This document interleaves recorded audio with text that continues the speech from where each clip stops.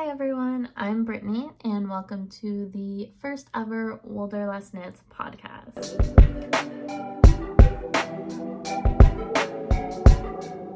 I'm coming to you from New England where we're getting into winter weather. It's been cold, about 35 degrees Fahrenheit all week, which means it's time to break out the cozy knits. It's time to kind of nest. I love winter because it's that time where, you can stay home and get cozy in blankets and not feel guilty. I love all the other seasons too, but winter knitting, of course, is perfect for that. Also, today we're going to talk about, and just to give a little bit of background, I love wine and knitting and travel, of course. And I think that they all interrelate in the way that, travel helps you connect with lands and different cultures. Knitting can as well because it comes from the sheep and it's really closely tied to farming and tied to the land and working with your hands and really understanding the story of place. And then wine, of course, too, right? Each bottle tells the story of the land, not to be repetitive, but the soil, what has shaped the land before it. And I think it's cool that without flying or without even going anywhere, you can experience place so deeply through knitting and yarn and through wine and of course food and music and everything, but we'll focus on knitting and wine. So let's start with what I'm wearing. I figured since this was my first podcast, I'd go back to some firsts. So we have this cowl that I made. It was the first ever time that I did brioche, and I actually loved it. When I was first learning, I thought I would hate it, but once I got into the rhythm, it was just so relaxing. So you can see it's 2-color brioche here. I used Malabrigo Rios. I believe it was a while ago, but I think teal and the liquid amber, I think. Don't quote me, but if not, it's very close to those colors. So this cowl is reversible. I did wash it at one point since it is a superwash yarn, and it definitely got a little less fluffy, but I still love it. It's one of my go-tos. I always get compliments on it when I wear it out. People always ask me if I made it, and one of the coziest. And then here we have the first ever sweater that I made. So you can see I did it for a class I was taking, which didn't use a pattern. We created it, it's just a raglan from measurements and just went that way. It really helped me understand sweater design. I took that class through Webb's Yarn Store if anyone's interested. I believe you definitely can. I took it online. So you can take it online. Yeah, the fit definitely isn't perfect, but for my first sweater without a pattern, I'm pretty proud of it. And I used one of my favorite yarns ever, which is Peace Fleece. This is the worsted weight yarn that they have. If you're looking for a really, really cool company to support, Peace Fleece is local to me. And they started during the Cold War. And essentially, with the, animosity, dispute between Russia and the US, they decided to go to Russia, get some Russian fleece, and then spin it with American fleece as, a sign of peace and what could be. And it's very symbolic. And now they do the same with Native American wool. So they spin it with, their own wool, I believe. It might be, if it's not their own wool, it's another American wool that's not Native American. So they spin that with, I believe, Navajo wool. I will double check that, and if it's wrong, I will correct myself in the comments or in the show notes, but I believe it's Navajo wool with mohair. It's super warm. It is a little bit itchy, So definitely you'll need to wear something under it, but it's just so fluffy and so nice to work with. And if you want a closer look at it, it's really like varied. There's a lot of like lighter green and white, and just like, it's a great wool. So that's what I'm wearing. And moving on to what I'm drinking. So we have this, my French is terrible. I am learning, but it's terrible. So the pronunciation will likely be off, but Clos Reginu, which is of course Calvi wine. This is from the, it's a sub-region of Vendécourt, which is from the French island of Corsica. But my Spanish pronunciation came through a little there. Not sure if it's correct again. And I also want to say I'm not by any means a wine expert. I'm just an enthusiast. So I'm sure some people will come at me for explaining things wrong. I'm gonna say I'm just a normal woman who enjoys learning about wine, and that's what I'm sharing here. Okay. So this is a coastal region. It's an island, of course. So it's coastal, but there are also a lot of mountains on the island. It was formed from volcanic activity, so you have a lot of, that in the soil as well. And then the mountains make it so there can be a lot of varied microclimates. It's a really interesting wine region. And also, I think they mostly produce rosé, but they also have reds and whites as well. I found this wine at my local wine shop, and the owner was telling us that he would describe it as a seaside red. So something you would drink maybe in the summertime.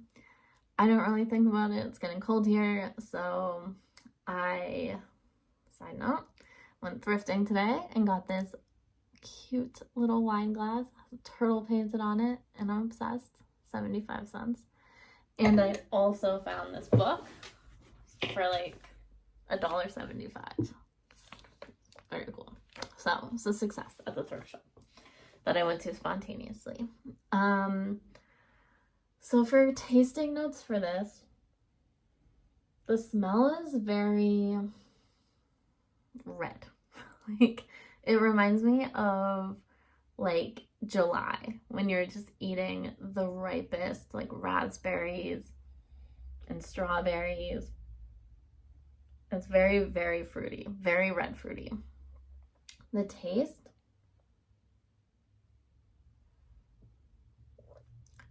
is very sweet, which is what I mean when I say I didn't really think about it when I opened this wine now in October, because I wanted something deeper. In winter and autumn, I like a very complex, full-bodied wine. I love tannins. I know they're not for everyone. I love taking a sip of wine and having my tongue just explode. So it's a little too sweet for me at this moment.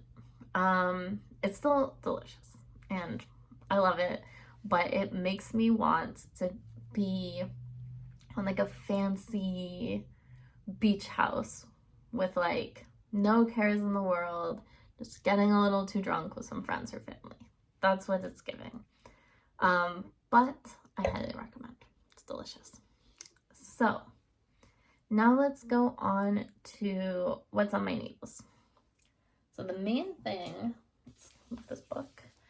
The main thing I've been working on has been the Lanark sweater from Rebecca Crowley, who is Crayobea Knits, and she is the .crayobea on Instagram. I love her patterns. I think they're so easy to follow. I had knit the, oh my gosh, I can't think of it right now. The Toasted Tea from her, and it was incredible. And so I wanted to try this. I love the look of brioche, as you can tell, but I didn't necessarily want to knit an entire brioche garment, and this one is half fisherman's rib, so happy medium. So I am on the body right now. I'm about 5 inches deep. Smells so good. This is knit with Purl SoHo good wool. So I wanted an economical yarn that was like very woolly. So it is, I think it cost me less than $70 to get all of the wool that I needed, or all of the yarn that I needed for this. And it is like so warm, and I honestly think I have more yarn than I need. So you could probably get away with doing it cheaper. It is technically a sport weight yarn, and the pattern calls for a DK, but in my research, I saw that this has so much bloom that it's often used for DK weight patterns. So I tried it out and I got gauge on my first swatch after blocking. So I'm not worried about that. It is, I think, because it's a sport weight, it's not as dense of a fabric as a true DK would be. So other Lanarks I've seen, I've never touched one in person, but in the videos, they look very like heavy, like kind of like this sweater would be, where it's like the drape is different. This is like fluffy, like it feels like a cloud, which I'm not mad about. I'm a little worried that the fit will be strange with the bloom and it not being that heavy, but overall I like it. I'm excited to get through Bodyland. My favorite feature so far is this like folded collar, because it is so squishy. I'll try to it is so squishy and so soft, and sometimes I just put it against my face, and the Goodwill is so sheepy smelling, so it's been a pleasure. I did have a little bit of a dramatic moment because this whole top part was going pretty fast. I loved knitting half fisherman's rib flat. I feel like most people prefer knitting it flat. When I got to knitting it in the round, I was like, oh my gosh, this is gonna take me 500 years. But I got into the flow. It's flowing now. It's all good. It's all good. The next thing on my needles, which I have been neglecting a little bit, is the Whiskey Sour by Max the Knitter, who is Max the Knitter on Instagram. This is for my partner. So it's a raglan, like open, I guess, cardigan, short sleeve. It's a really fun stitch pattern. As you can see, it's not just stockinette. I really like it. And this also has sort of like a faux double knit collar on it in stockinette, which is really cool. This is knit with the Wandering Flock cotton Lino, which is a pleasure to knit with. It's so soft. Like, touching it gives me the same feeling as like really, really fine sand when you just like pick it up in your hands and it like flows through. It's so soft. It's so easy on the needles. Obsessed. Originally, did I say this was for my partner? I think so, but if not, it's for my partner. He originally wanted a like 13-point Grateful Dead lightning bolt on the back. I was like, I think it's gonna look a little cheesy.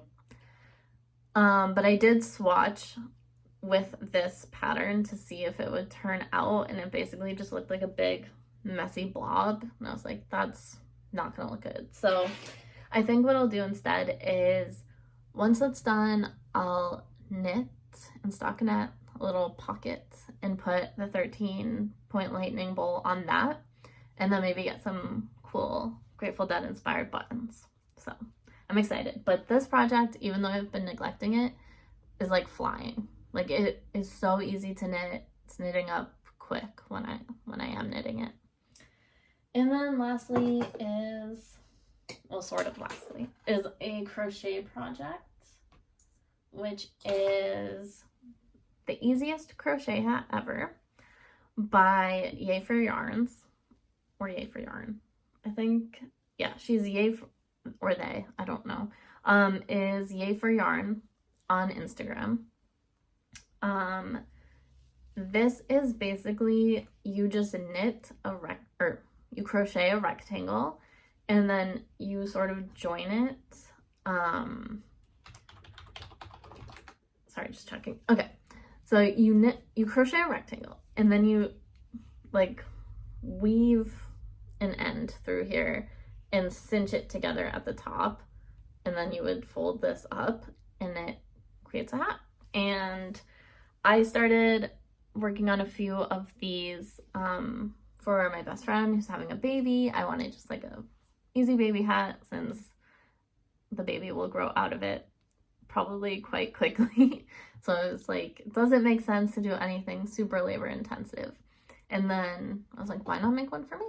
And I have been neglecting it, even though I could finish it in 20 minutes. It's an exaggeration. Probably an hour. I could easily finish it in an hour.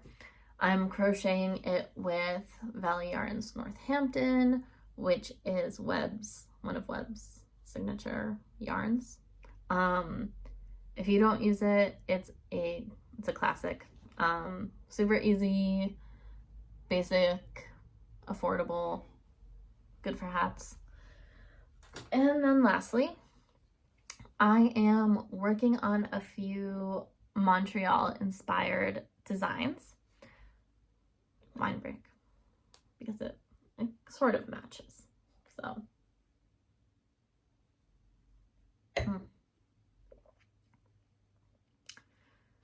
So I'm working on a few Montreal inspired designs. As I talked about, sort of the similarity of travel and sense of place and yarn and mine.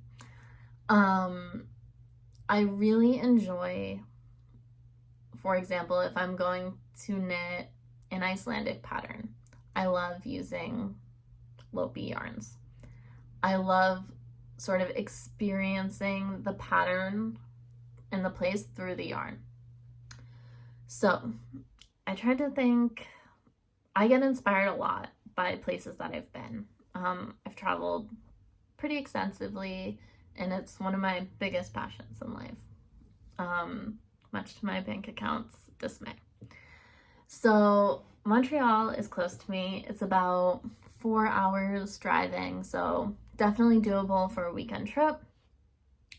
I enjoy going there, especially because a lot of my family is French Canadian, from a different part of Quebec, but still it's nice to go there, and it feels like home in a way, because I can hear the same accent as my grandparents. I grew up going to Canada a lot, even just like crossing over the border for some donuts and cheese curds. So I decided, let's design something based on Montreal. That design is still in the works, so I'm not ready to share it yet, but I do want to talk about the yarn. So this is, oh, the color's so pretty. This is from Les Garçons yarn shop in Montreal. It is their British 4-ply in Lyra's hat colorway. And by coincidence, I bought this yarn from Les Garçons and then realized that the whiskey sour pattern that I'm knitting for my partner was written by one of the shop owners. So it's just this weird Montreal synchronicity. So talking about Montreal, I would love to hear your recommendations. I'm planning to go again soon.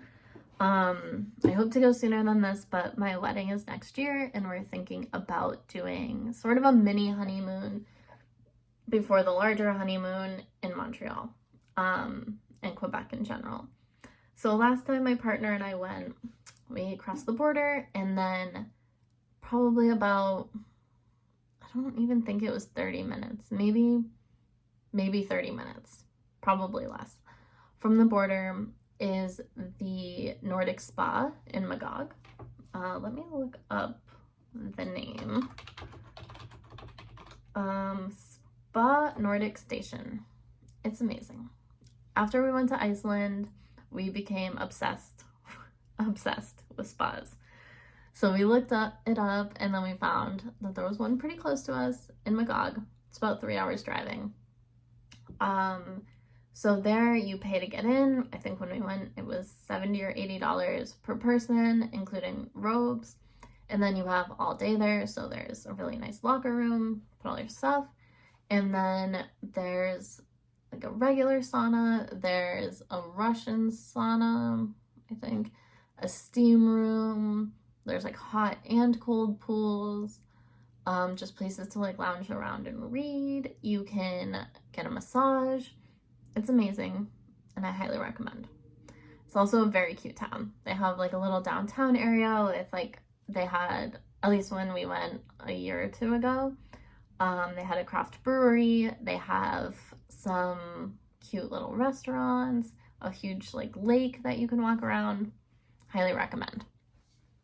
So then after we went there, the next day we went to Montreal, and we stayed in Old Montreal, which technically it's illegal to have, at least it was then, might have changed, but it's illegal to have an Airbnb in Old Montreal. But we did book an Airbnb because they were like one of those weird ones that's technically a hotel, but we didn't have to talk to anyone, self-check-in. So we stayed in this beautiful old building with brick walls and these huge windows, like the arch kind, that were like double my height. And it happened to, we got like a blizzard when we were there, so it was just beautiful to look out on the street in Old Montreal and see the snow falling. And we were really well situated. I will say my least favorite thing about Montreal is a lot of the parking lots are underground, which makes sense. It's a good use of space, so I don't hate that part. But I have a very tiny car, a Ford Fiesta, and it was challenging for me to navigate because it was so tight and just felt so claustrophobic. But it's minor. It's very minor. Overall, I love it. I love walking around downtown and seeing the Notre Dame Basilica. I think the Notre Dame Basilica. And one of my favorite things to do there is food. I love food. I'm a big foodie. I live in a rural area and we don't have a lot of food options. So anytime I go to the city, I love food. It's really cool because they had a Chilean restaurant there. I cannot remember the name, but I'll put it in the show notes. And I haven't had a completo since 2015 when I was there, and I crave it often. And then my partner was super happy. He is half Korean, and they have some amazing Korean food in the city as well. And just walking around, getting some pastries, getting some coffee. It's really beautiful. That's generally my favorite way to travel. I really prefer to just kind of explore instead of, hitting all of these touristy spots. Although sometimes that is fun too, depending on the spot. I think that's it. I'll talk about my recent and upcoming travels as well after a little wine break.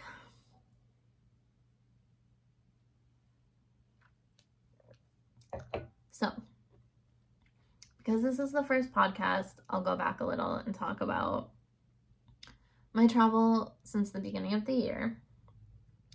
So in January, we went to Argentina and Brazil.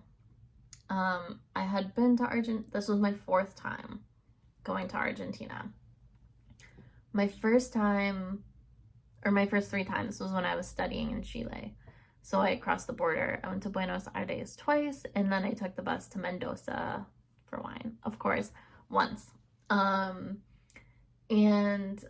it's always a place that I love. I love the culture. I love mate. I love pizza. I love just like the general vibe. The architecture in Buenos Aires is absolutely beautiful. The food is incredible. Just, it's perfect. I think if I wanted to convince my partner to move abroad, which I do, and I've been trying to our entire relationship, I think that would be my easiest bet, is Argentina. That's also where he proposed. So now it's extra special to us. We spent about 5 days there. We had a really cool Airbnb in Palermo, which is highly recommend staying there. It's great for nightlife. You're pretty central to most things. My other favorite things to do there are the San Telmo market. We did the Argentine Experience because my partner doesn't speak Spanish and I really wanted him to get like the vibe, and it's an English dinner. So essentially what they do is, I forget how many courses it is, but it's family style. We added on the cocktail experience at the beginning, and there was, I think, 6 of us, and we played some cool games, and then we also, we made 3 cocktails, I think. So we sit at the bar, and then they brought out little, like, tiny, bite-sized gourmet foods for us to kind of see, like, how the wine changed your palate. All 3 of the cocktails were wine-based. And then we chose the drink that we liked the most, and we made one for us to bring to dinner. And then more people joined us for dinner. I feel like there was like 12 of us maybe. And they brought out, well, actually we started by making empanadas. Mine was not great, but I tried. At least I'm pretty sure it exploded. So we made empanadas, and then they brought out various courses that were traditional Argentinian foods. Steak, of course, a lot of steak. We had mate. We learned how to properly prepare mate, which I love. I drink mate almost every day. I'm not a big coffee drinker, although I do love coffee too. My body does not like coffee. I get so panicky. And then of course we had dessert, which was something dulce de leche based, but I don't quite remember what it was. So that was really cool. We did that. We went to Fogón and did the tasting menu. It was delicious. It was too much food. I almost got sick. But it's like every plate is so small, you can't not eat it. So that was cool. But I think the Argentine experience overall was a better experience. It was like much more friendly. It was super fun. It was a great way to meet people. We ended up going out with some people that we had met afterwards, to a bar. And yeah, overall, Argentina was great. And then we went to Brazil for about 6 or 7 days right after that to visit one of my best friends. While we were there, we stayed in his city, which is a smaller city. Mike, my partner, loved it. And then we also spent a few days in Caraguatatuba, which is a beach town. The beach was beautiful. I have been to Brazil before, just once, and I think the only beach I went to was Rio. for like a day. And I thought that the vibe at this place was super chill. They had a bunch of bars, and basically you just grab a table in front of one of them and post up for the whole day. You can bring your own beer. And then we ordered food from the bar restaurant thing, and we also ordered probably about 10 coconuts because we love coconut water. And yeah, it was super cool. I was a big fan. I thought it was fun. And then we went back to Brazil in September, the first week, for my friend's wedding, which we were in. That was really fun too. We mostly just stayed in the city, of course, because they were getting married. My parents also came, which it was their first time traveling with me abroad, besides, you know, Canada and stuff like that. And they had a great time. Also, we went to Alhambra, which is the city, it's like a city of flowers. The flower festival wasn't happening, but it was still cool. It was like Dutch inspired, and they had these really cool botanical gardens that were just massive. It was so cool.